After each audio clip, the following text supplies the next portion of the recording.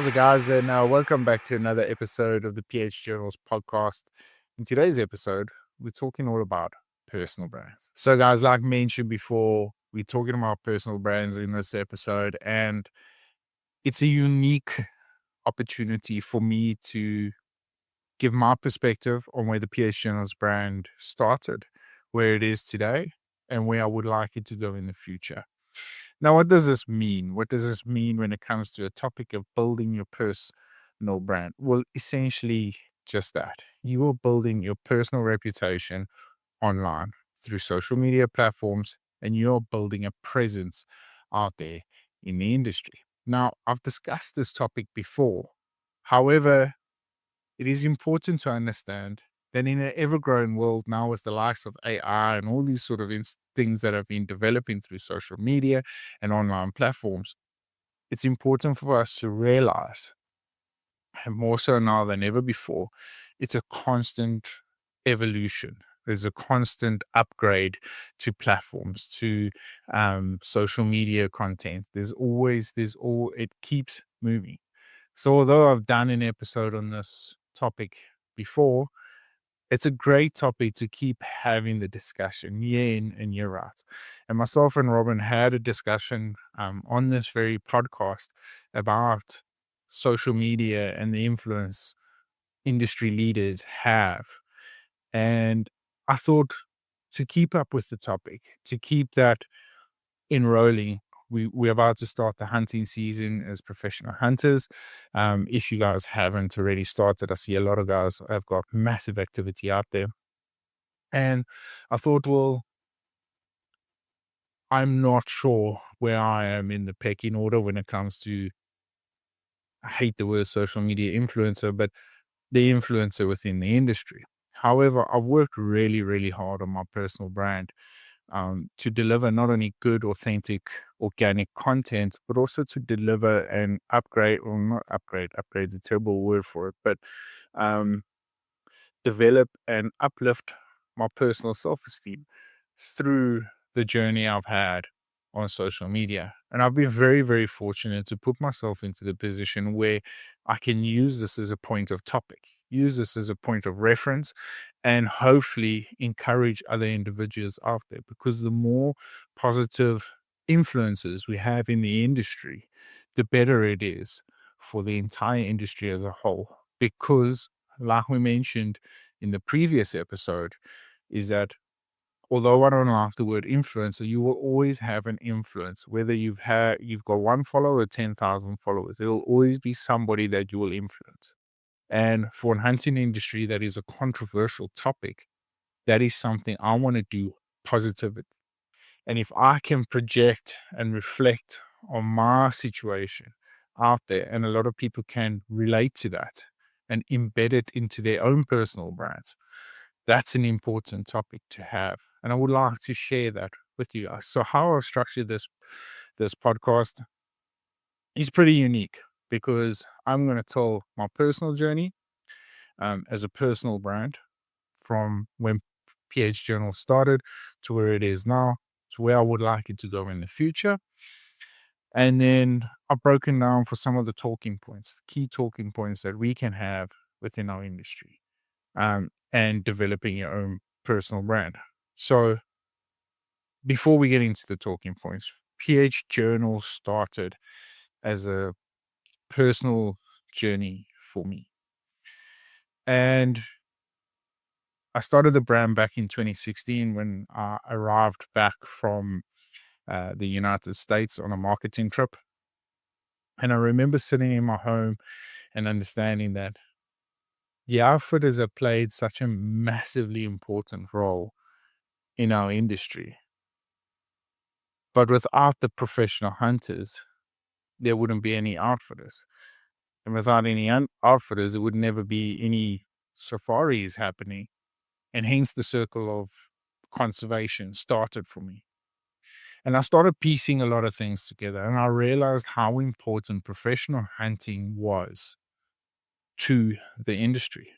But something very important I realized as well, from a marketing perspective, is the misconception of professional hunting out there.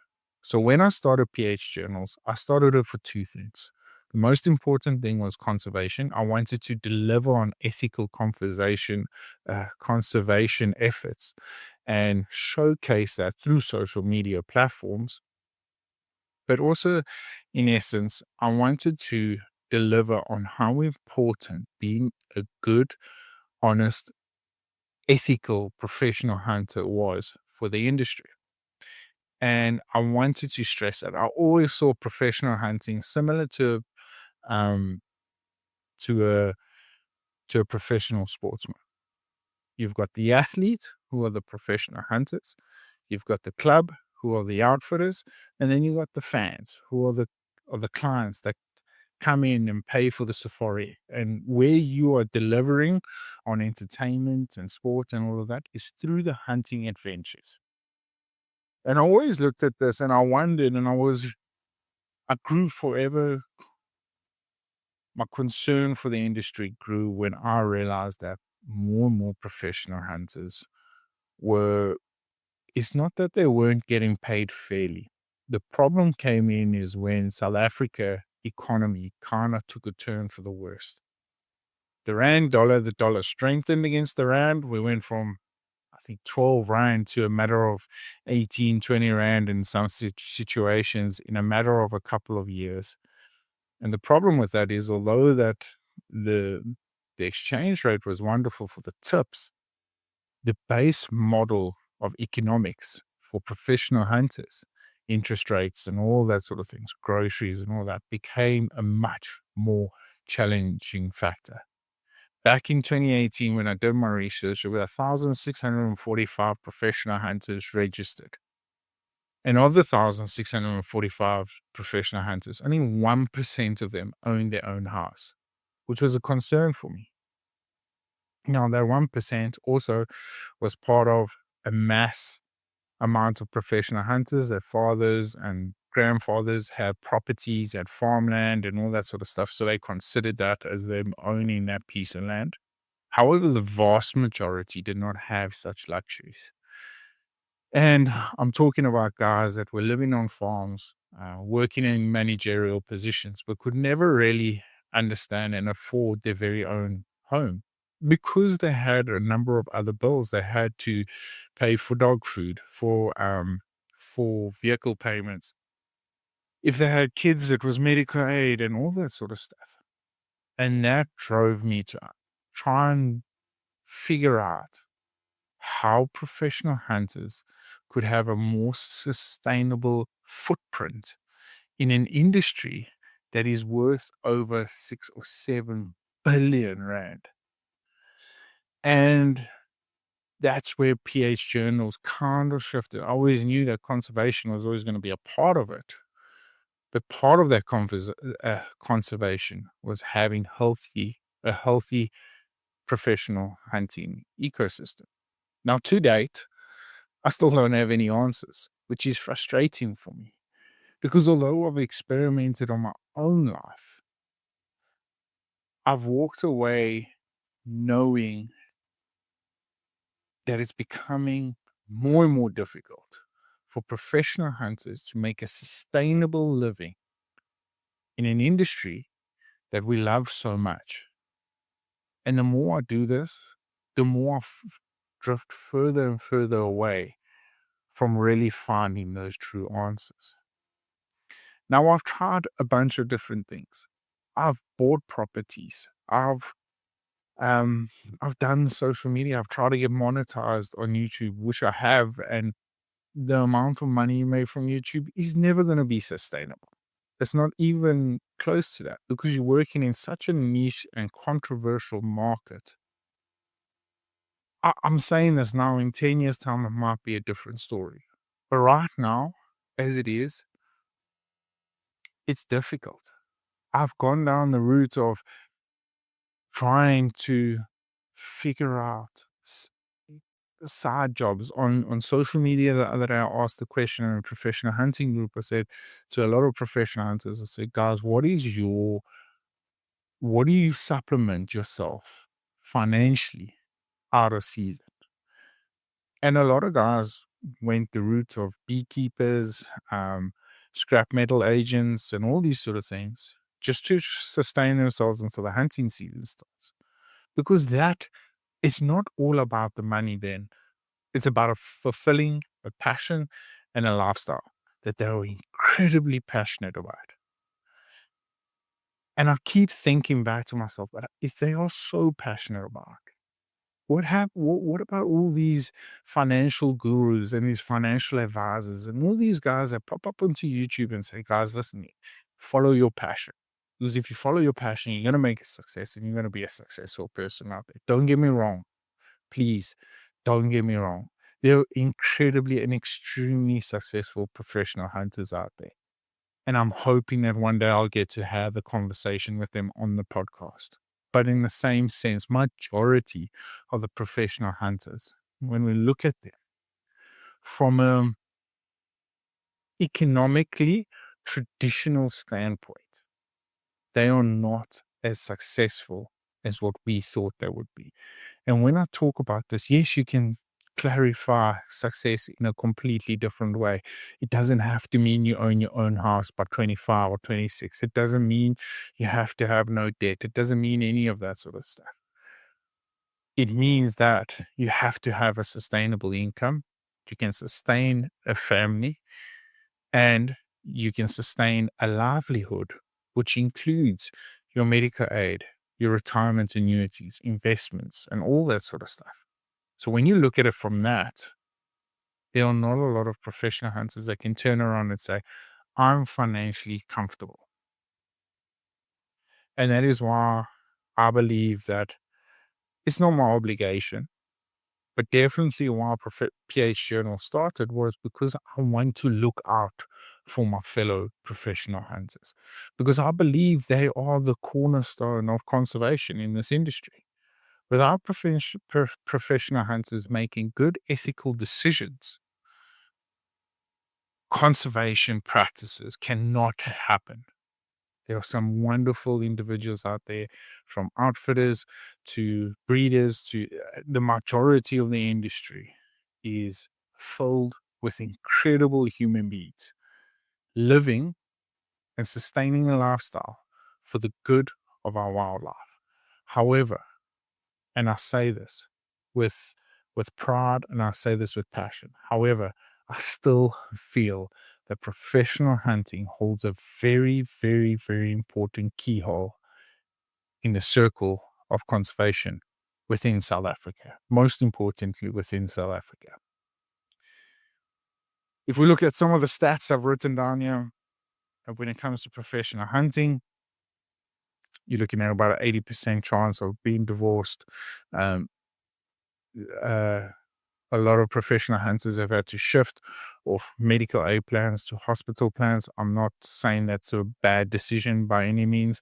I'm just saying from the financial caliber, it's kind of dropped. Unfortunately, we're sitting now with a 16%, we might have a 17% fat.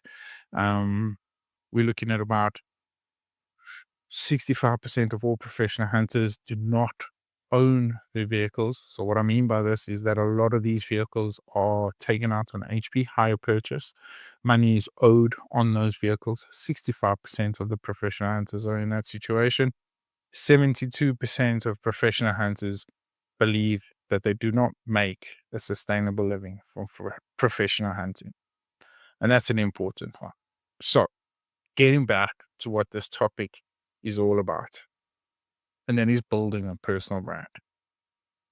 So, some of the talking points is why build a personal brand in an industry or in a niche market that is so controversial?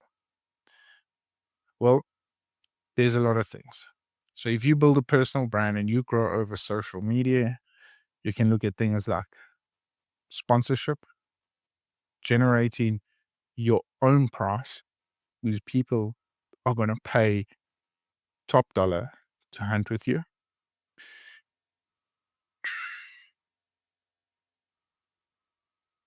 You'll be able to build connections through the hunting industry. So you will not be held down by one game farm, let's say. You'll be able to, because you have got an influence in the industry, you'll be able to hunt from a multiple number of game farms, and people will hear about you and understand that it might be beneficial for their business as well to have you on the property. And then to build an influencing platform, such as Steve Ranella, Cameron Haynes, and the Hunting Public. It's important to understand that these individuals have built a hunting brand package because there are a lot of benefits to it. And we'll get into that. A lot of great influencers, and I'm not just talking about the hunting industry now, but a lot of great influencers have got a story. They come from humble beginnings, they've started out, and they've built a successful storybook of itinerary with content. What does this mean for a personal brand? Well, you as a professional hunter, I still believe that professional hunters, when you sit around the campfire, there's a number of individuals I can name out there that tell an incredible hunting story. So why waste it? Why hold it to just the individuals around that campfire? Share it with the rest of the world. You've worked hard enough to get to that point. So it's pointless just holding on to it for that moment. Yes, it's special in the moment, without a doubt. I never want to take away from that, but share it. Sharing those stories, sharing those experiences is a wonderful thing for us to look back on social media for the good of the industry. Because when we look back at this thing, right, my personal opinion, the hunting industry has had a massive shift. Long gone are the safaris where guys are filling up buggies of animals and driving off the property with a safari of 50, 60 animals in the back. Long gone are those. More so now than ever before, individuals are rocking up on hunting properties and they're leaving with experiences. They're leaving with memories. They're leaving with bucky loads full of memories. And that's become important. So they've taken the value of telling a good story more than filling up a bucky of animals. And that's important to remember. Sharing tips, tricks, some of your craft, understanding stalking on certain different species. That's all part of telling the story. Because how you hunt a buffalo is completely different to how I hunt a buffalo. And that's a beautiful thing. And we shouldn't be judging one another whether we're doing the right or wrong thing about it, because there is no right or wrong. I can tell you that right now. No one is going to tell you at a professional hunting school that you're stalking the wrong way. Don't put your left foot first, or rather put your right foot first. That's never going to happen. They will judge you on how effective you are out in the bush. And if individuals of the hunting community cannot share advice or share a perception or perspective on how to stalk a buffalo, well, then we're doing something wrong. So please, guys, remember there's no right or wrong way about how you hunt. Some people might have more success than others. Doesn't mean that you're doing it the wrong way. You're just not effective in those certain scenarios or those certain predicaments. So get better at that. And how will you get better than that? By following good, ethical individuals on social media that are leaving you tips and tricks behind. And that's important to realize. Be authentic. Don't fake things.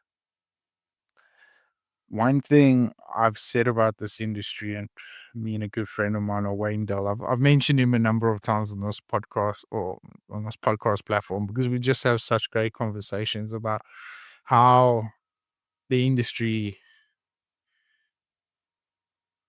does things. And I got myself into trouble by saying a couple of things in this sort of scenario.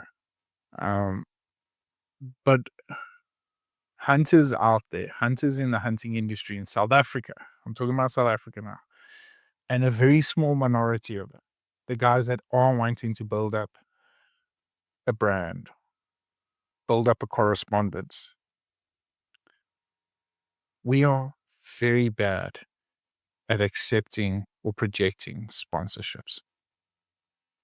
What do I mean by this? Well, almost 10 years now that I've been an influencer, I've realized one thing. The marketing divisions around the outdoor industry in South Africa, I feel, and I've been very fortunate enough to experience this, I feel are very, very far behind when it comes to marketing through influencers on social media. I don't think the individuals in the outdoor industry, and I'm talking about outdoor sporting goods, optics, and all that sort of stuff, gear, rifles, whatever it is. I don't think they understand the value of the individuals putting themselves in front of a camera in the hunting industry in South Africa. And what do I mean by this? I mean that as influencers, we have given them all the power. And this is why. Because when we associate ourselves with a popular brand, our first immediate response, we believe, is that we're going to become more relevant in the industry if we declare this online as a sponsorship.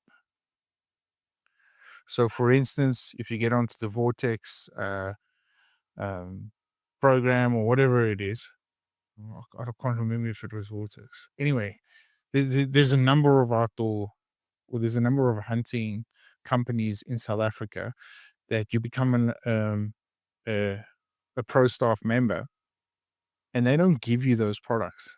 They will only discount them 20%, 25%, whatever the case may be. There were a lot of times that I had good, loyal, ethical sponsorships. But for the majority part of it, they used to give us discounts. And then what do we do as influencers? We go out there online, we throw out the sponsorship word like it's going out of fashion. We promote as much as we possibly can. We build good, ethical, organic content out there for a company that's not giving us anything. They're just giving us a discount. And I understand that that discount is not nothing, but for your time, your effort, and all the amount of money that goes on behind that video, behind that photo, it's not worth that 25%. And I honestly mean this. And I hope I don't offend people, but I hope guys watch this with the perception of maybe Dylan is actually telling the truth. So when we associate ourselves with anything out there, we automatically, as South African influencers, give them the power when we promote them online. Meanwhile, they are not fully aware of all the time, effort, the hard work, the sacrifice, the dedication it takes to build that content. I can tell you right now, it's not worth that 25% discount. And I mean this with respect. And that's why I said earlier, I don't think the South African industry, from a broader perception, and please guys, I'm generalizing here. There are a lot of very good companies out there that have given me some incredible sponsorships, and I'm forever grateful for that. But just understand that what I'm talking about is when we go out there as influencers. I hate that word. Jeez, I hate that word. But as as brand marketers, personal brand developers, whatever we want to call it, industry leading professionals, we should not prostitute our time, our money, our equipment. We should not do that and sacrifice it all for a discount code. And I honestly mean that. So next time you get a special deal on a set of camos or a scope or whatever it may be, consider the bigger picture. Because if you, as an individual, go, oh, check us, a big shout out to Vortex or whoever, Optimum SA or whatever it is, thank you so much for this incredible scope. Knowing in the back of your head you only got 25% discount on that. But yeah, you are sitting in front of a 25,000 Rand camera or I mean, even your cell phone is now worth a hell of a lot of money. Your time is worth a hell of a lot of money. Now you're sitting in front of this and you're promoting this product, but they're giving you 25%. So I understand that that's an important role that you have to play. Because if we take the power away from that and they understand, well, hang on, yeah, maybe these guys that put themselves out there week in and week out during the hunting season have got a little bit more worth to it. But they're not going to do it if we've got 50 other individuals out there that are promoting them for free and we've given them a 25% discount. It's a win-win for them. They've got nothing to lose. They're not losing any money on the product. They're not losing any money on their marketing rates. You, on the other hand, are losing.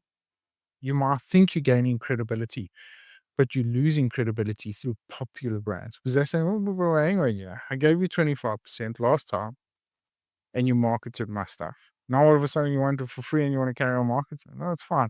Don't worry. John down the road over there, he's happy with his 25% markup.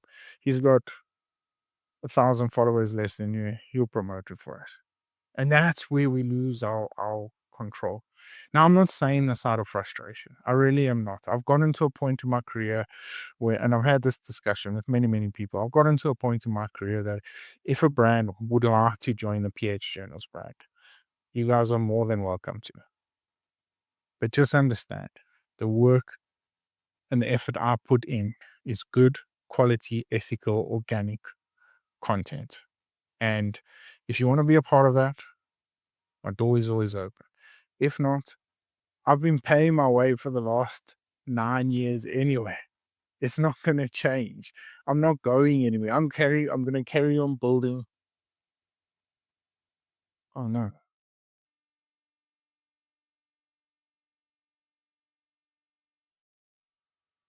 And that, ladies and gentlemen, is South Africa with load shedding. But I've got a backup mark here, so I'm going to carry on going. So that, ladies and gentlemen, is the beauty of being able to facilitate myself, build a brand, build a strong ethical brand for the future. And if individuals want to be a part of that, by all means, I love promoting products. I love promoting myself. I love promoting good quality equipment. I do. I love being a part of a brand because I believe to grow my brand. And that's why when I approach brands, it's never, I'm looking for a sponsorship. No, never. I never expect anything for free. I'm looking for a partnership. And that is the difference. So, guys, I went on a little bit of a rant there, but I needed to get that out there because I need people to understand that we need to start valuing ourselves. Putting ourselves out there for good quality ethical content is very, very important. And if we don't do it the right way, it's just going to land up being on an empty. There's going to be no bigger picture to it. I think that's the lack of a better word. So, with that being said, moving along swiftly, um, collaborating with brands. If you're strong enough, brands are going to want to collaborate with you. I know this firsthand. Um,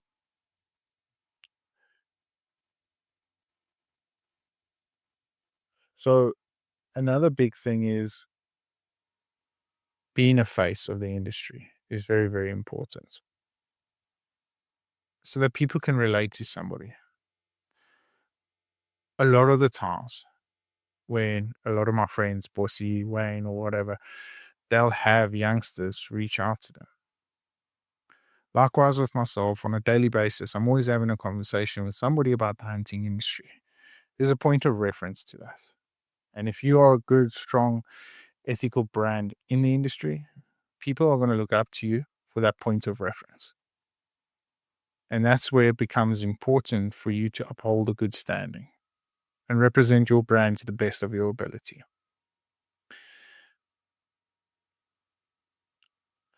So, which leads me to number 7, my controversial point of discussion.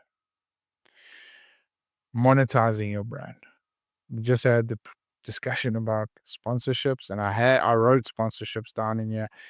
By building a strong economical brand, you line yourself up, I hope, for the near future. I hope you line yourself up for good quality sponsorships within the hunting industry, because that's what we are missing. When I go over to the States, when I see the Europeans and there's a lot of good content creators out there. Like us, like South Africa, there's some good quality content creators. And it's important for us to get the value we deserve out of it. Now, I might sound, as I'm saying this, I might come across being a little bit arrogant when it comes to this, but it's not the case. I'm just extremely passionate because I understand the hard work that goes on behind it. And we wouldn't want to do this if we weren't as passionate and enthusiastic about professional hunting, and building a brand with monetizing. Guys, I've gone the route of merchandise. I've I've spent thousands and thousands and thousands of rands on caps, on shirts, on jackets, on whatever. There's no tangible amount of money that comes from it. I don't know why. I could have been wrong. I could have marketed wrong. I don't know.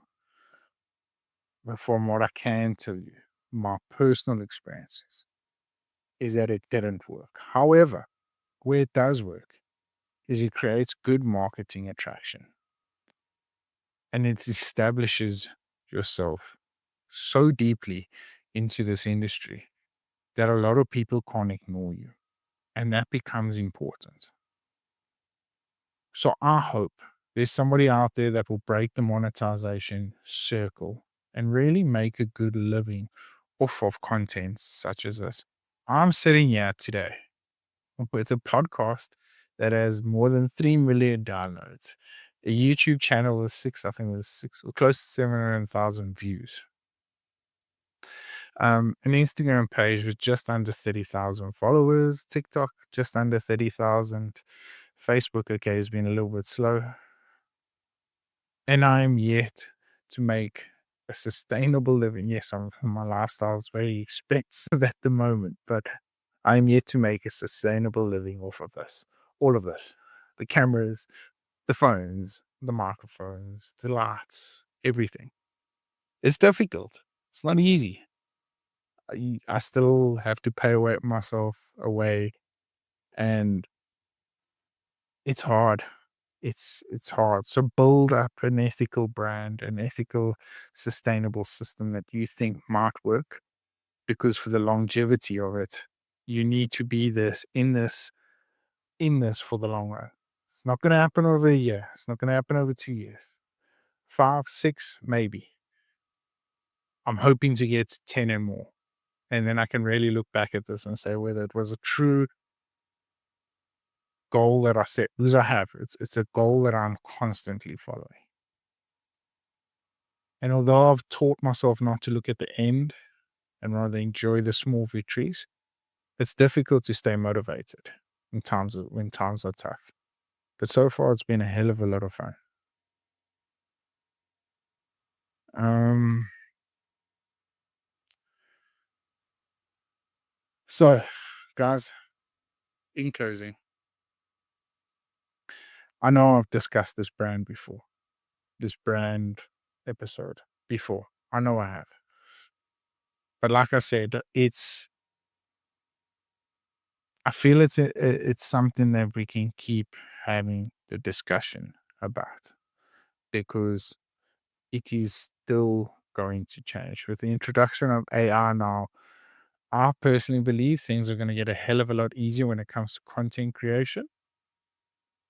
But people will always want to have you in their corner if you build a good, strong brand. And that's important to remember. But one important tip I want to leave with you guys is patience. I can't stress it enough that being patient has to be one of the most important points of contact or important points you have to take in when building your personal brand, because it's not going to happen quickly. It's not going to happen over 1 or 2 posts. It's not going to happen over 10 or 7 videos.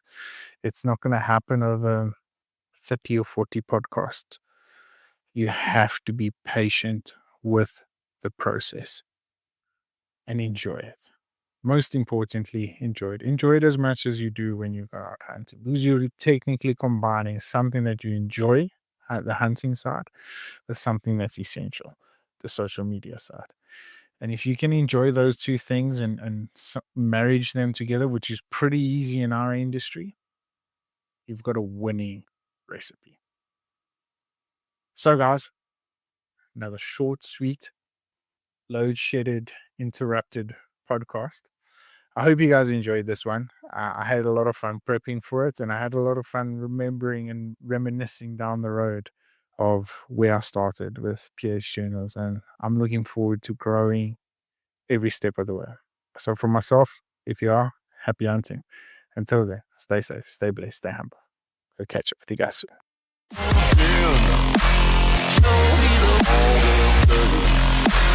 Stay at home.